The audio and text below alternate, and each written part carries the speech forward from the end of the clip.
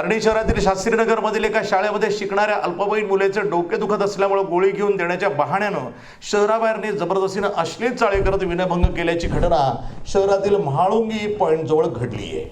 रामचंद्र भोयर व 29 वर्ष आणि विधी संघर्ष बालक दोघेही राहणार भांबोरा तालुका घाटंजी असं आरोपींचं नाव आहे। पीडितेच्या फिर्यादीवरनं आर्णी पोलिसांनी आरोपींविरुद्ध विविध कलमान्वये गुन्हे दाखल करून आरोपीस अटक केली आहे। पुढील तपास आर्णी पोलीस करत आहेत।